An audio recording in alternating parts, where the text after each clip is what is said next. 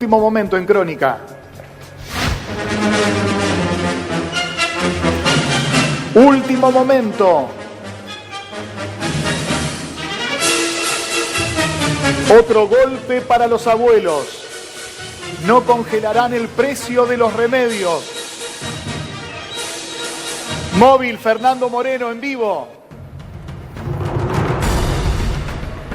Hola Luis, ¿qué tal? ¿Cómo estás? Muy buenas tardes. Estamos con Marcelo Peretta, el doctor Marcelo Peretta, quien nos recibió aquí en la farmacia para contarnos un poco de esta emergencia con los medicamentos que existen, ¿no es cierto?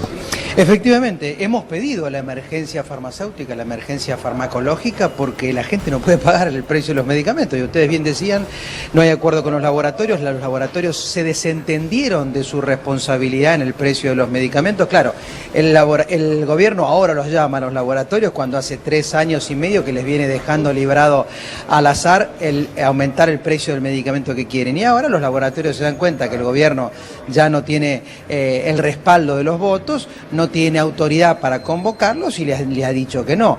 El tema es que está la gente sufriendo. Recién veíamos, antes de entrar a hacer la nota con ustedes, cómo un abuelo pobrecito sacaba la plata, sacaba las monedas, le pedía a su nieto si tenía un poco más de plata para poder pagar el medicamento que le recetaba el médico. Estas son escenas que nosotros no veíamos en la farmacia, eran escenas tal vez para el kiosco, pero hoy se ve en la farmacia.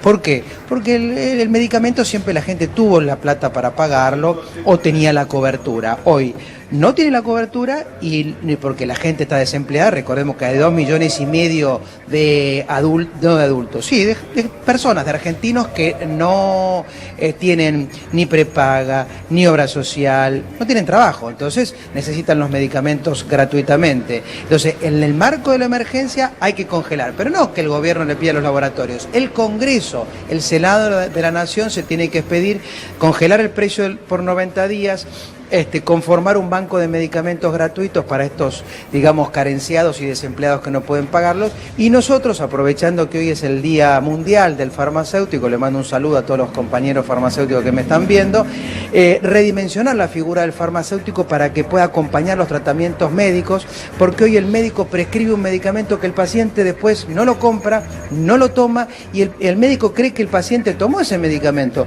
pero claro, no pudo tomarlo porque no le alcanza la plata, no se lo sustituyó por un equivalente más económico y el tratamiento cayó y la enfermedad se agravó. Entonces también estamos pidiendo esa redimensión de la figura del profesional farmacéutico, ¿no? Marcelo, primero, sos muy claro siempre explicando y te pregunto, sí, sin cobertura y sin dinero, ¿no es una forma cínica de empujar a los adultos mayores principalmente a la enfermedad o a la muerte?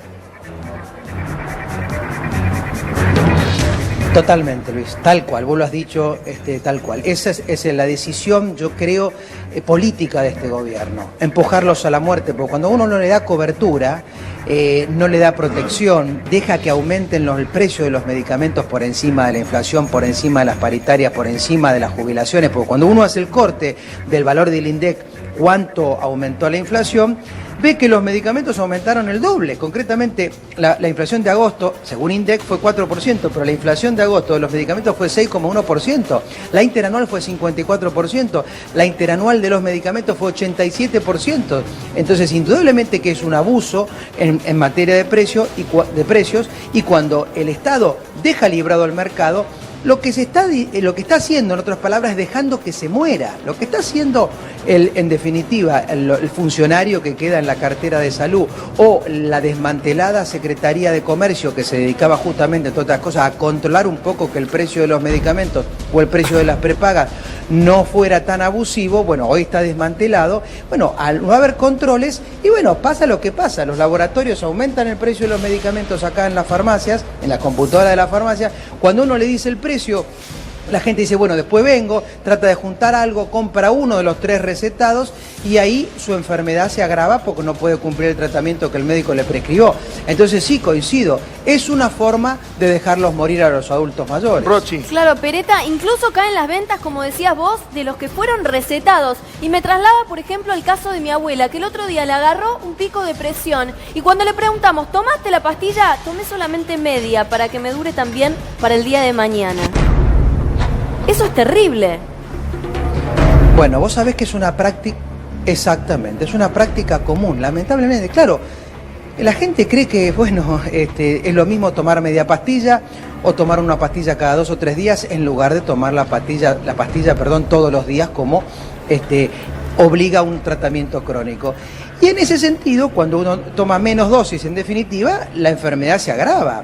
Entonces, eso es dejar descontenidos a los abuelos. Por supuesto, los farmacéuticos tratamos de explicarle, contenerlo, tratar de acompañar el tratamiento, pero el problema es que al estar solos en que 13.000 pesos de jubilación son insuficientes para pagar no menos de 4.000 tenemos medido mensualmente en medicamentos. Cuando uno paga el 20% o el 30% que tiene que pagar, el diferencial lo paga PAMI, pero ese 20, 30% o 40% lo tiene que pagar. Y muchos otros medicamentos que no tienen cobertura.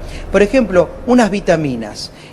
No tienen cobertura. ¿Ustedes pueden creer que el adulto mayor tiene que pagar el precio de un polivitamínico en Marcelo, caso que pero más allá de las vitaminas, lo que me pregunto es por qué debería estar dentro del vademecum. ¿Por qué los medicamentos, por ejemplo, para la presión son los que menos aumentaron, hay que decirlo, aunque aumentaron bastante, pero los alimentos de control de lípidos, por ejemplo, de triglicéridos y colesterol, rebotaron en menos de 8 meses más de un 100%. Colesterol. Productos dermatológicos, ni te cuento, un jabón muy sencillo que yo uso, en 8 meses pasó de 193 a 440 pesos. Salvo que sea un jabón de oro, verdaderamente no se entiende el salto tan dramático.